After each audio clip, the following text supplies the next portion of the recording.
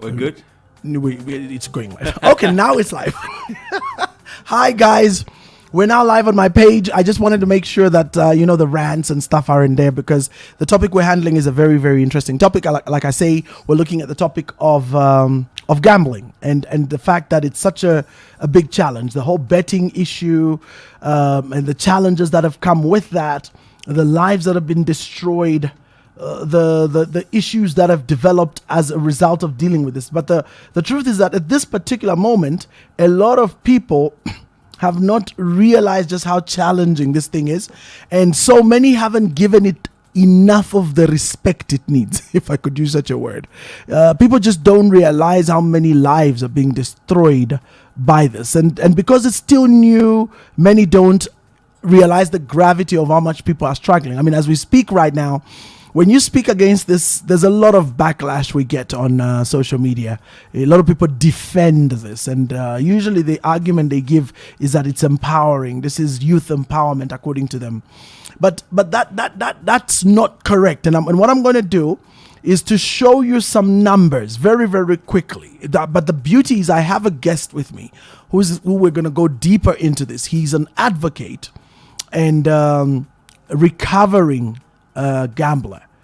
He's someone that has been to the gutter, if you like, and is every day taking it a day at a time as he makes his way out. And he's chosen to be an advocate, pushing for awareness.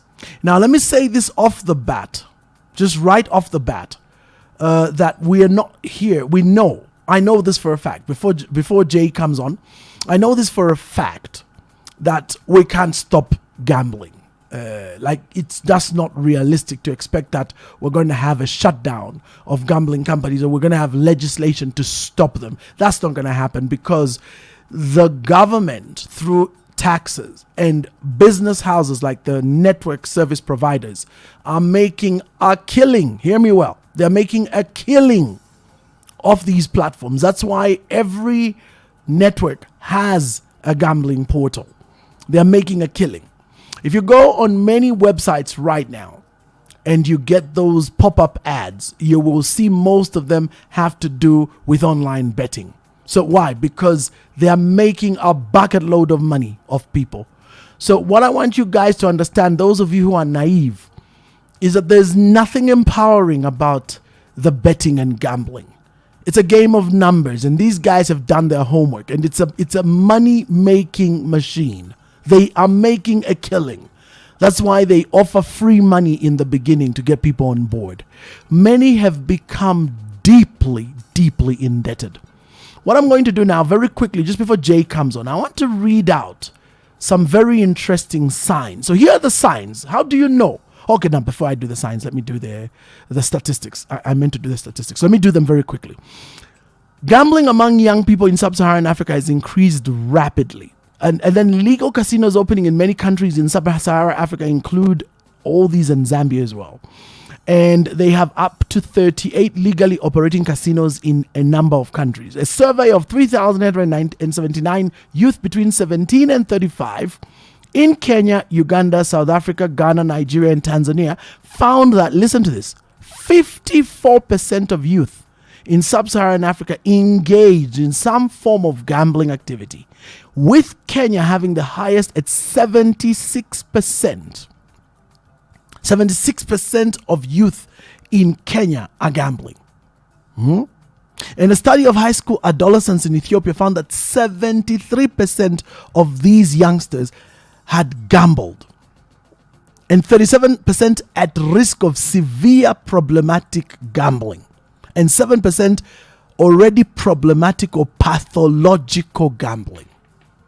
So that's a very good indicator. So if we say, so what is problematic and what is pathological gambling? So now let me give you some signs, and then I'll do the story. Then I want Jay to come in. So here's the thing. So here are some signs. How do you know that you're on your way to becoming a pathological gambler? If you answer yes to any of these questions, the more yeses you have, the more you are in a quagmire. So number one, do you use gambling as an escape? In alcoholism is called a coping mechanism. So do you use gambling to cope with reality? 2, do you miss school or work in order to gamble? Now that's quite scary. A number of youngsters in the high density places are doing this. Number 3, do you neglect relationships to gamble? Number 4, do you face financial troubles because of gambling? Now this number 4 is a serious issue. I'll come back to it just now. Number 5, do you feel at risk of losing your job because of gambling? Number 6, do you stay in denial about your problem? Are you still excusing yourself? Number 7, do you withdraw from family because of gambling? Number 8, do you continue to gamble in spite of the consequences? What kind? You have Nkongoles. You are running from people left, right, and center, borrowing jack to pay bill, short-tessering money in workplaces to gamble. Number 10, do you feel incapable of stopping? So these questions, there are 9. These questions are very serious. And if you answer, the more yeses you answer to this, the more you are already hooked. Let me do my story very quickly, then Jay will come in. I'm very passionate about this because a couple of months ago, a dear friend of mine, a brother, found himself in a very, very serious quagmire. He had been challenged with gambling, and it was secret. Well, most gamblers are secret gamblers, except for the famous ones who go on social media. But most people are secret gamblers, and they struggle. And this particular friend of mine, he found himself having gotten so much into gambling and debt associated with gambling that in spite of being in a good job, they ended up losing that job because they got to a point where they were even forging documents to acquire new loans, yet had already been in problems because of old loans that they were already having at the company. So they found themselves fired because of that. Their marriage, this gentleman friend of mine, the marriage ended up going down the drain. Why did the marriage go down the drain? Because this friend of mine had a vehicle on lease, a family vehicle on lease that was being paid for, and he used that vehicle as collateral to borrow more money. So unfortunately, this gentleman found himself at a place where he was owing over 400,000 kwacha in gambling debt. So unfortunately, he was overwhelmed. And so in that state of overwhelm, things going down the drain, having even, put the car on collateral and failing to sort that out, having sold a lot of items in the house to gamble, they just reached that position where unfortunately they didn't see any way out. And so they just got their car one morning, drove to some secluded place and just, shot themselves dead. This is right in Zambia, just a few months ago. So the reason was gambling debt. So it was a big issue. You can imagine the wife, the children, the parents. Now they have to deal with all this nightmare. So they obviously wrote a note and said, sorry, sorry, I'm so sorry I did this, ABCD, ABCD. But at the end of the day, Gary, the family is 400K in a hole. So these are serious issues. And so today, I know this is not the only story. I know there are others. So today I have Jay on the line. Jay, are you there? Hi, Reverend. Good evening. Evening. Awesome stuff to have you on the call. So what I'll just ask you to do is just be as close to the microphone as possible, and then we will be going deep into this conversation. And Jay is an advocate. For those of you listening in, Jay is an advocate.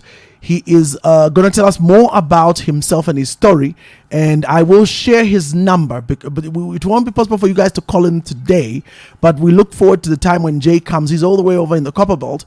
We look for the day when he will come to Lusaka and then be in the studio and take live calls. But today, he's just going to be walking us through his story. So Jay, I don't want to interrupt much. I just want you to just take your time over the next 5 to 10 minutes to just give us your story. Like, just what's your story? Why are you doing this advocacy today? So tell us your story and tell us your moment of awakening. I think that would be a very interesting story. So over to you, Jay. Just let the listeners know. Thank you so much, Reverend Mwambazi, and good evening to all the listeners out there. My name is Jay Magumise. and I'm a gambling addiction advocate. Jay, Oh, are you using a headphone set or something like that?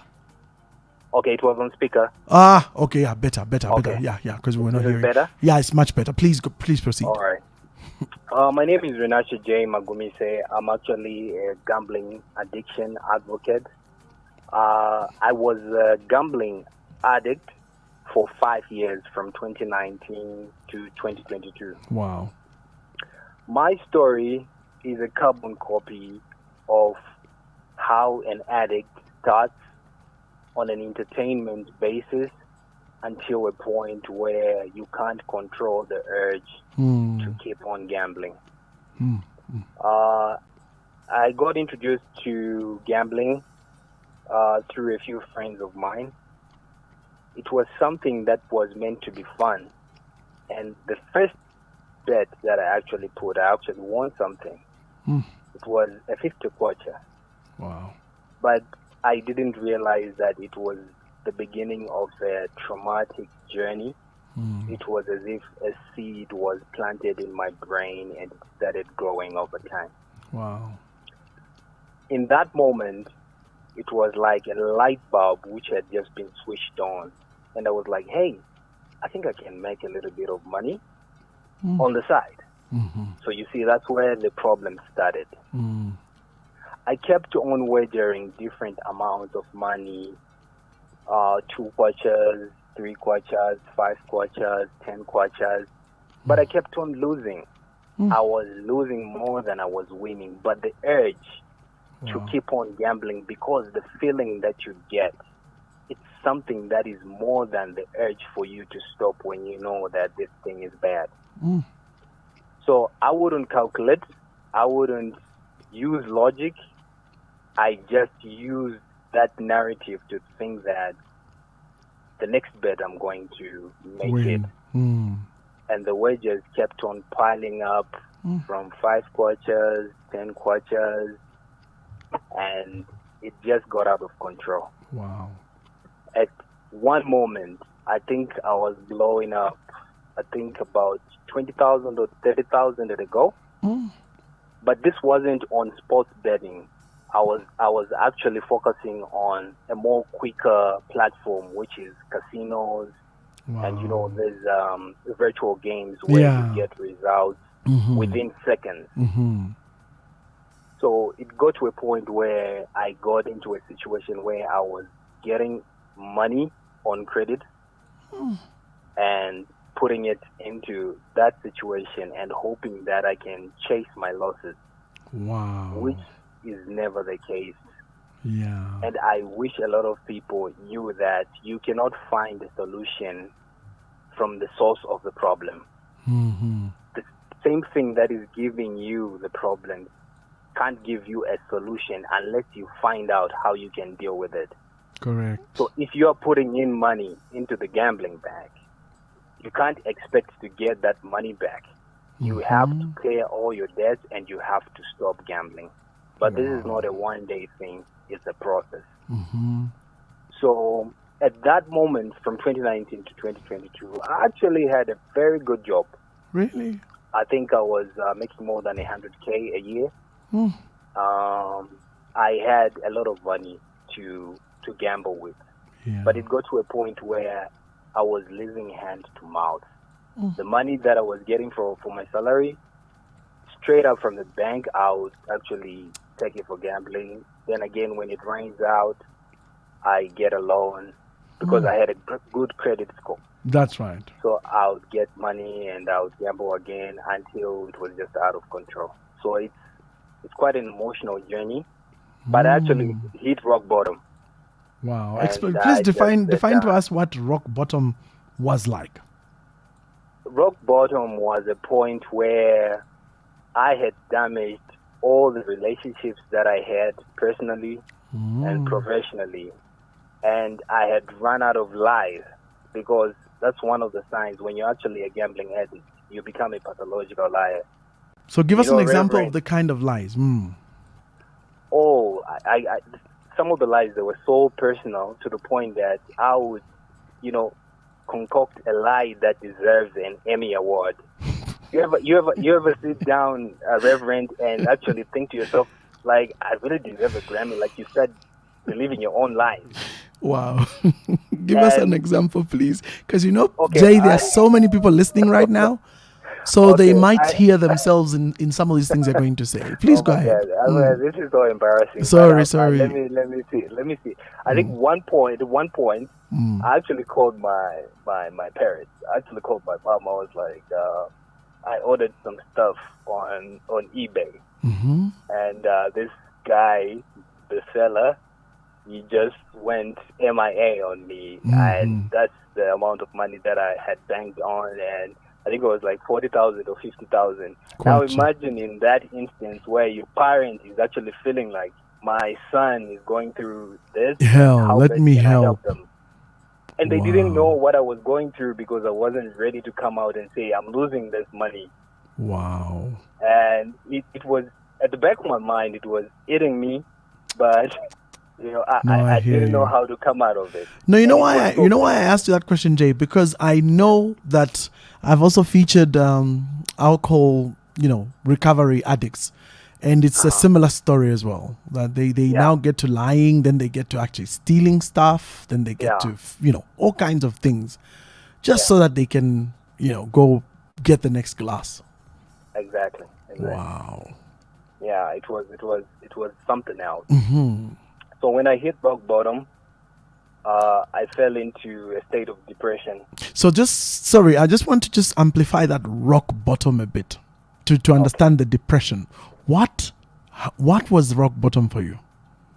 Okay, it feels like the walls are closing in. You're running out of options, and you have damaged everything that can possibly save you, because you can lie, but you can lie for so long.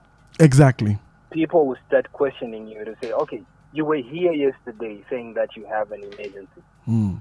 But you're here again and you're saying something that doesn't add up. What happened to the other one we gave you the other day? That kind of thing. Sorry? They are probably saying, like, what happened to that money we gave you the other day? Kai, you told us. Yes, exactly. And you fail to explain properly where there is no paper trail. Yes. So you find yourself in a situation where you are alone, not because people don't want to help you, but quite frankly, they don't understand what is going on.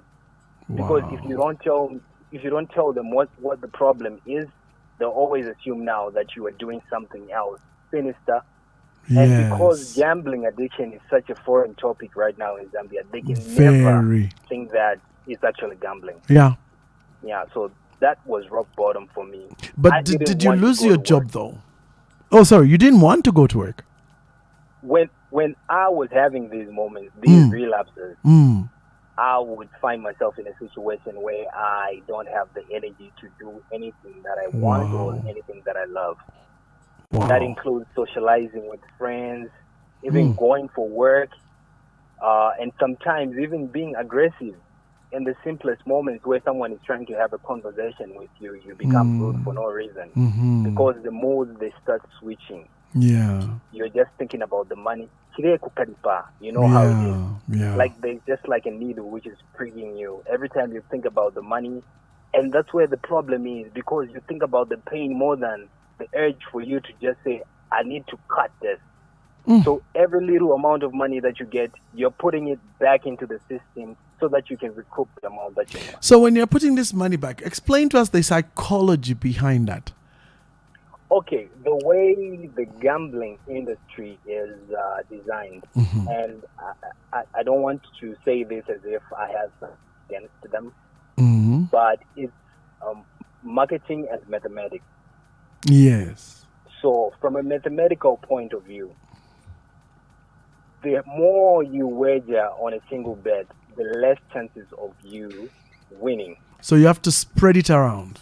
So you have to spread it around. But the marketing aspect gets in the form of the bonuses and the amount of money that they reflect on your So in other words, they give you all these odds, isn't it?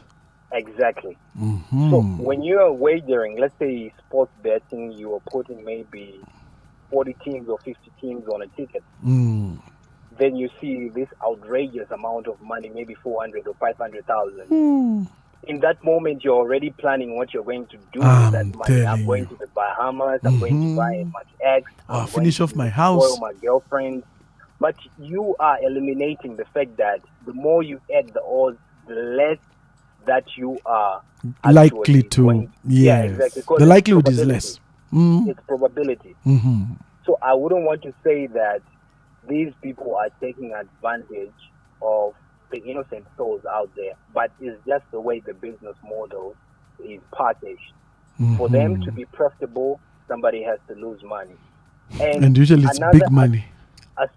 Another shocking fact about the profits that the gambling industry makes is between 2022 and 2024, I stand corrected, in the UK, 86% of their profits for the gambling companies came from 10% of the gambling population. So it means that the most profitable client when it comes to a gambling company is an addict. Yeah, because we demonstrated that in Kenya just now with the stats. Remember, I said 7% are pathological. Sorry, that was Ethiopia. 7% were pathological gamblers. Then there was, I think, 12% were problematic gamblers. So yes, you are correct. Yeah, so meaning the money is being made from the addicts. Exactly. Wow. If you are a gambling addict, you're actually classified as a VVIP. You are a very, very important client, and you get the best offers, you get the best service, but you don't realize this because you are like sort of in a matrix. Yeah. You're hooked. You're plugged in. Escape, but everything is just being thrown into your face. You're a gambling addict. You wake up in the morning, you switch on the TV to watch maybe a sports channel. There is a gambling advert that is being thrown into your face. You drive yourself to work. There is a huge billboard along Great East Road. Then you get into the office. You're trying to check for something on the internet. It pops up. Sponsored ad about gambling. Because remember that they actually get your, what are they called, those things? They have the matrices. They have that information, the data. That is picked from your metadata. It's picked from your activities. So your name is already on their list and you're a target. So all the bots will just be serving ads to you. Exactly. It's like data is like the new currency of the 21st century. When you have access to a lot of internet information, you can be able to strategize from a marketing point of view. Yeah. And it's not just the gambling companies. Yeah.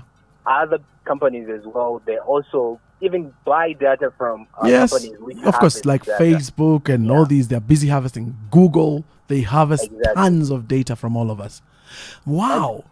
Please go on. Please go on. Of artificial technology, artificial intelligence, software and a piece of technology that actually analyzes your behavior as a client. How do you gamble? Are you frustrated? How much money do you put when you lose? Are you somebody who uses logic? Okay, how can we best design a software so that it can give you the best alternative to gamble, but ultimately letting the house win? Because the house always wins. It always does. I mean, come on, we've watched casino. Whether it's long term, they always win. Definitely. That's why they're in business. Exactly. They are not charitable organizations. That's really insightful, Jay. Now, very quickly, when did you have your moment of clarity, as we call it, for the alcoholics? In the church circles, we call it a revelation. When did you get this revelation, Jay? Okay, my moment of clarity came through in 2022 December. When I was handed my non-renewal letter. Nchito ya Batampa. Okay, it was such a moment where I thought of maybe, writing an obituary. Seriously, for myself, because. So you understand my friend's situation, the predicament that my friend I narrated just before the show, huh? Exactly. I couldn't see myself beyond that point. Because I was thinking to myself, where am I going to get the money from to pay back all these debts? How am I going to pay this to my family, and basically just the emotional trauma that you go through because. So Jay, were your family at this stage before the revelation? Were they aware, or you were just, it was a big secret and you were just fighting to hide it, type of thing? I managed to confide in some family members, especially the ones who were close to me. Okay. Yeah. So they knew at this point, but for the. But what about you're married, isn't it? Sorry. Are you married? Oh yes, I'm married. So did you manage to speak to the wife? Normally they're the ones where the hardest to. By then I wasn't. Wow. I wasn't married. Yeah. Oh, you weren't. Oh, lucky you. Yeah. By then I wasn't married. Yeah. Lucky you. Take it from me. It's 10 times worse when you're a married man. By then I wasn't married. Yeah, but it was a moment of reflection. Mm-hmm. I sort of pushed myself to a point where I said, look, I remember just praying to God and saying, I don't know what plans you have for me, but I know that I can't end my life because of the situation. Wow. Life is bigger than this, and whatever comes, I'm going to deal with it bit by bit. Mm-hmm. So I sat down and I said, okay, where am I? Mm-hmm. I need to get help. But that's where the problem was. Where was I supposed to go? Because that's a good point. Mm-hmm. Yeah, I needed to see a therapist one-on-one, and you need somebody who is well conversant, who is well-rounded, who knows, who understands the dynamics of what exactly, exactly. Gambling addiction is, isn't it? Exactly. Wow. So it reached a point where I said, I have to seek salvation through the church. Wow. I don't know, through my parents, or even research on the internet to find out if I'm the only one who is actually facing this problem. And I found out that I'm not the only one. Wow. There are a lot of people who are going through the same. Wow. And that's when I started accepting. But the first stage was I accepted that I had a problem. Wow. Yeah. So after that, after researching more and more and networking with people, because most of my work is on LinkedIn. That's right. I started networking with people who've been through the same similar situation, and I got a lot of encouragement. And most importantly, I sought after seeking the face of God. For real. Yeah. So that He can give me that spiritual boost. Because sometimes we say it's in the spiritual realm. So I didn't want to leave any loopholes. For sure, for sure. Spiritually, physically, mentally, psychologically. Any you dealt loophole, with I wanted to close all the faucets, yeah. I tell you. So bit by bit, I started gaining that momentum until I reached the point I say, okay, I'm just not going to sit here and recover. Somebody has to hear my story. Because I know somebody is going through what I went through. So what do you think, between us now, what do you think happened to that friend of mine? Why did they go that route, from your understanding? I also reached that point. So what made you not Well, personally, it's because I knew that this is definitely workable, because I didn't want to look at the financial aspect of it. Because I knew that my life is bigger than any debt that is out there. Agreed. Whatever the case is, no matter if it's 100,000, whether 200,000, you can't put a price tag on your life. Agreed. Whether it's 1 million, no. You're not supposed to put a price tag on your life. So I wouldn't know what they were going through, but I'm assuming that they looked at the amount of money that it was very high. I think it was between 450k to about 600k. That's like 450 to 600,000 kwacha.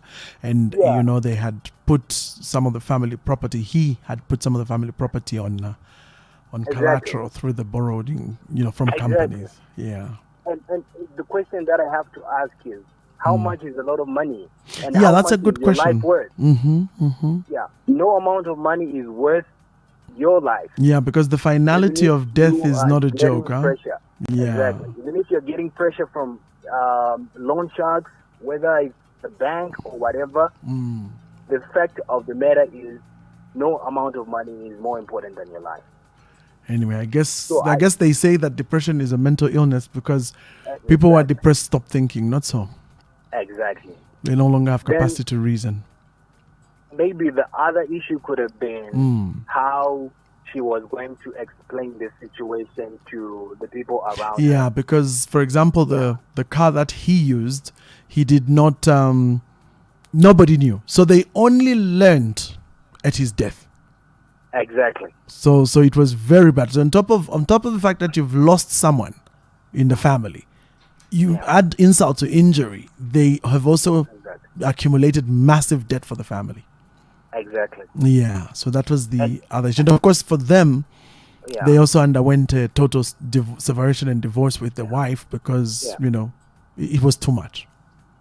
And the funny thing about it is when people actually discover that this is a problem and maybe somebody has killed themselves or what, the conversation centers around, but why is she an Akambi? Yep. Why always he or she not say do this, not say that they're going through this? I mean, that amount of money is a small amount of money compared to their life. And there's something you said, Jay, which I really like. When we were talking earlier, you highlighted one really powerful point. You said that what is the difference between substance addicts, mainly, drugs and alcohol, versus a gambling addict? You highlighted a point which I want you to kind of highlight right now on radio. Okay, so addictions are classified into two main categories. We have what we call the behavioral and the non-behavioral category. So for the behavioral category, there are symptoms and signs that you can look out for, that you can actually see to say, okay, if this person is having a problem with alcohol, maybe almost all the time they're inebriated. Yeah. So you can see it drugs, physically. You can see the behavior to say, this is not normal. They start going crazy. They're not making sense. Some of the things that they are doing, they're not particularly making sense normally.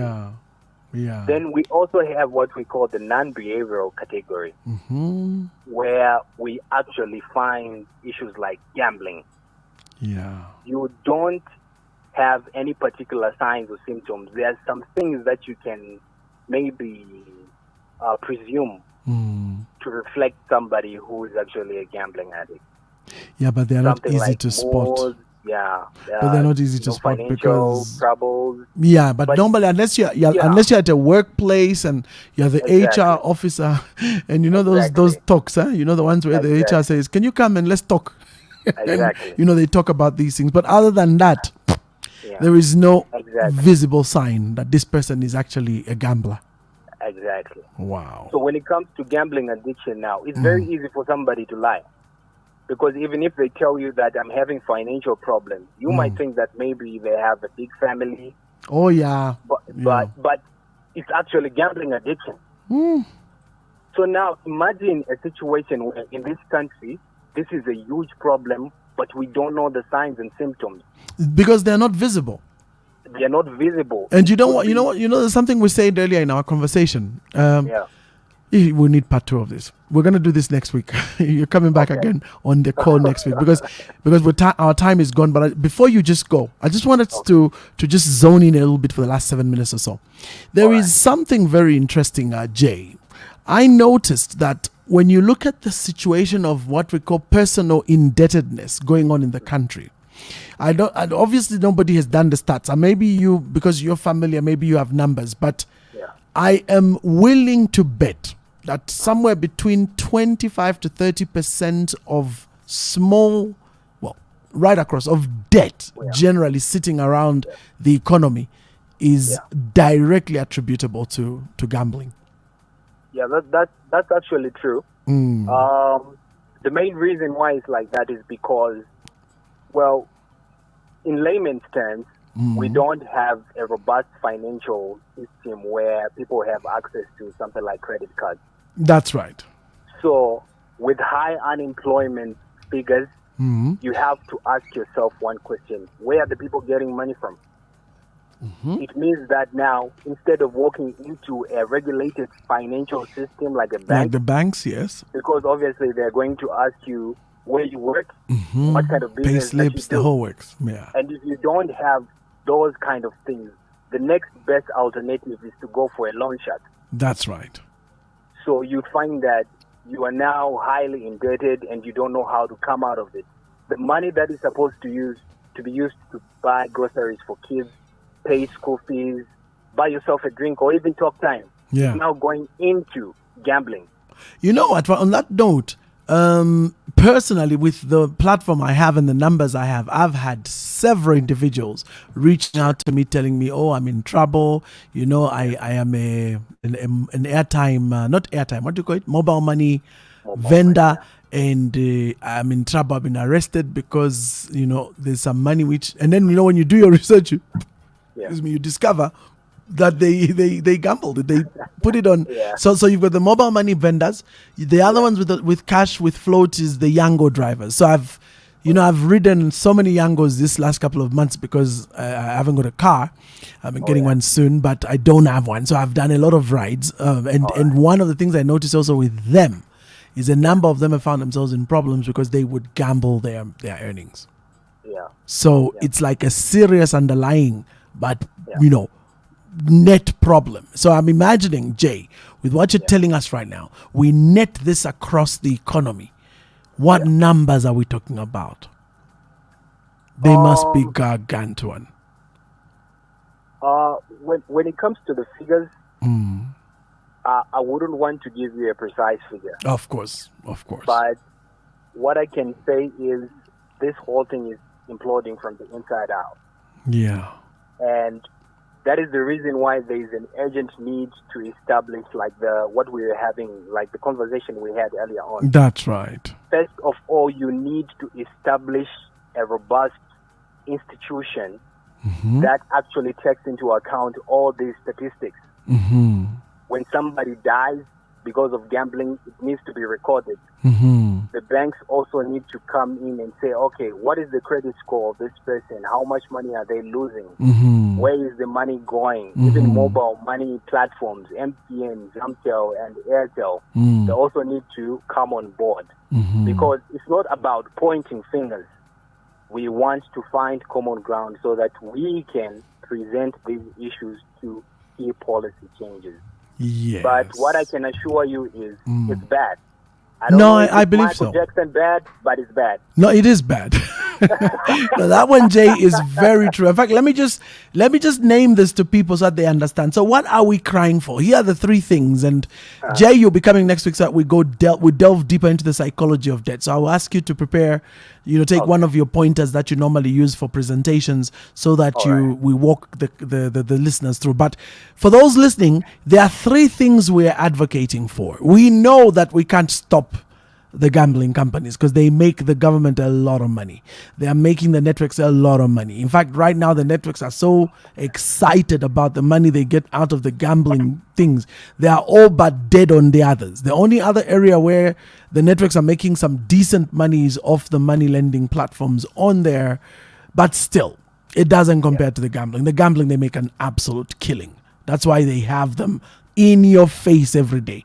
So the three things we're asking for is, number one, we are saying let the gambling companies take responsibility and be compelled to put an ad, like the way it is with the drink companies, to say gambling can lead to addiction, blah blah blah. Something in those lines, where every advert that is given should expressly say so. Because I know you mentioned, Jay, that they have this thing where they say gamble responsibly, but that's a joke, right? Like, drink. Yeah, that's a joke. It's a joke. Nobody hears that. In fact, it's completely invisibly, it's cognitively absent in the minds of people. They don't even hear that part.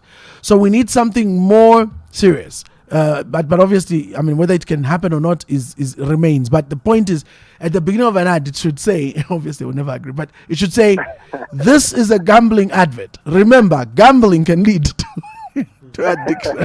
Then the ad continues, but I'm okay. We're wishing. And then number 2. So in other words, we're stretching there. That's a stretch. Then number 2, number 2, which is for me very big.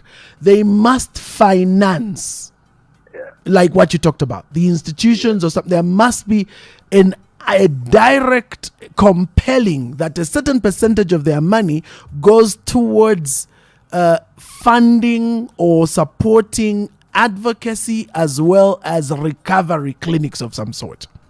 Exactly. They have to do that because it is their fault. Even if they say, no, but us, we don't, but still, at the end of the day, their lives being destroyed, both in terms of finances, in terms of literal suicide.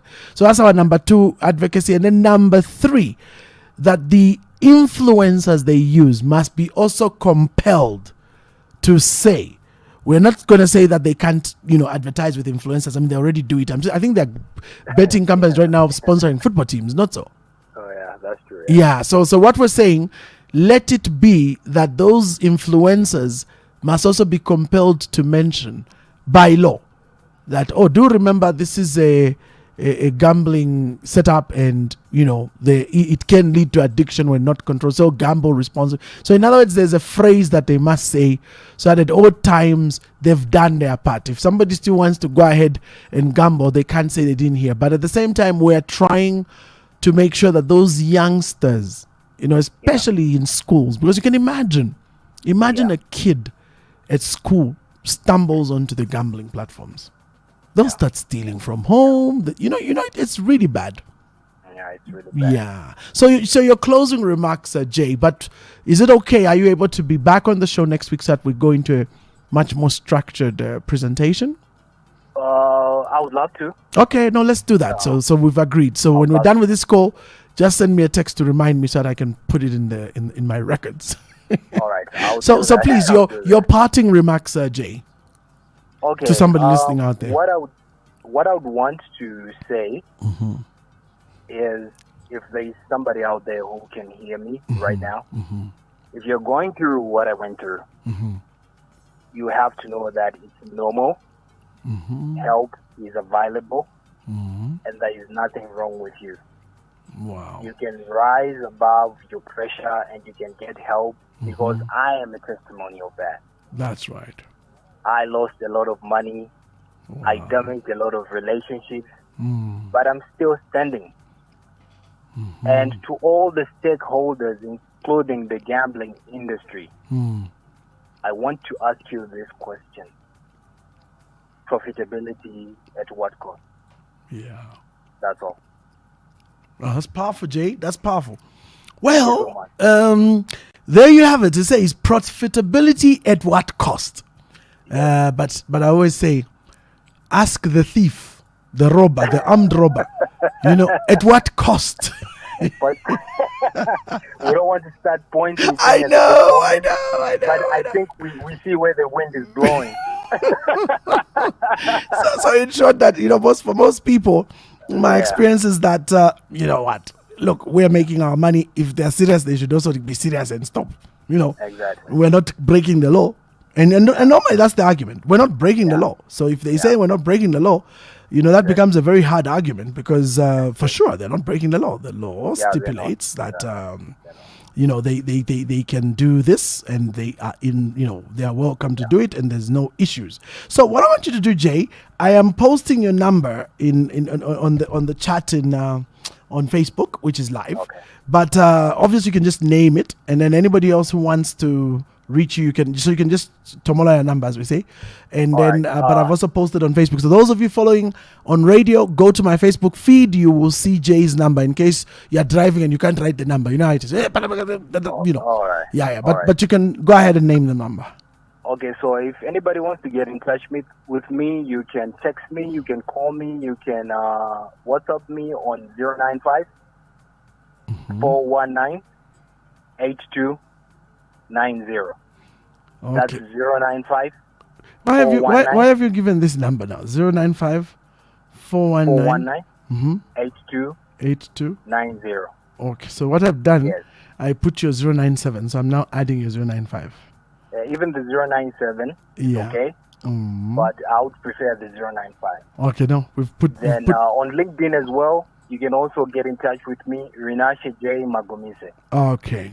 No, that's awesome. And No, they'll be able to share. There you go. So you've heard it for yourself. 0954-198290 is how you reach Jay Magumise. Advocate an anti-gambling, personality that's pushing this message that guys, this thing is serious. It's not a joke. So in closing, Jay, thank you so much. Let me just do my 1 minute rant. You're most welcome. Yes, sir. So you've heard for yourselves, ladies and gentlemen, listening to me by radio, by Facebook.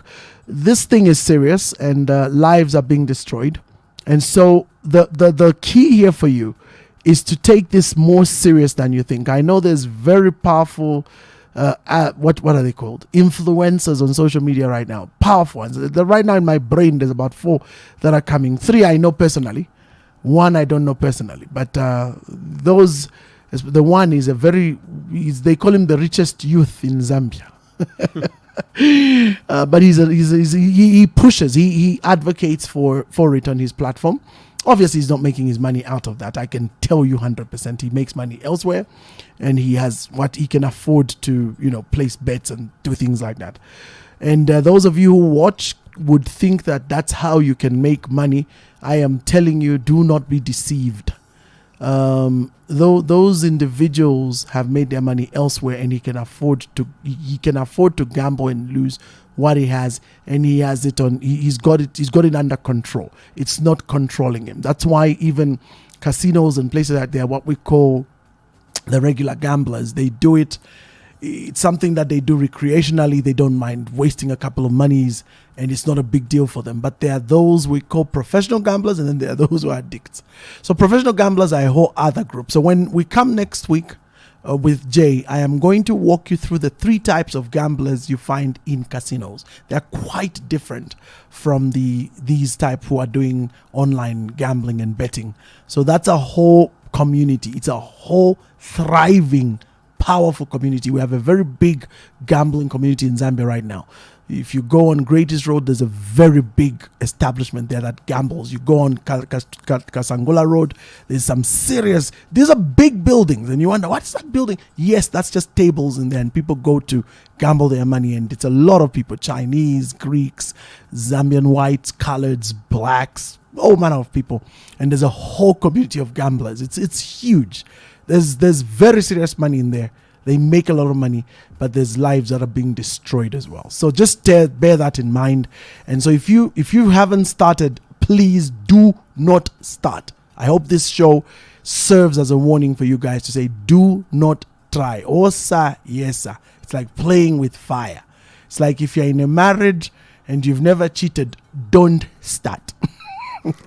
If you are a clean guy, you've never taken drugs, don't start, because the problems that come with starting are worse than you will wish you never started. So that's the story with gambling as well. So just stay away from it and keep yourself clean and just do your hustles and struggle. Don't be deceived about that you can make side money. There's no side money. They will make money off you. So on that note, back to my man, Gary. Thanks, Jay. All the best. Thanks, Rev. We'll catch up with you next week. Okie doke. Bye. Combination of music and talk radio. Radio after 6 from 18 to 21 hours. Digital events.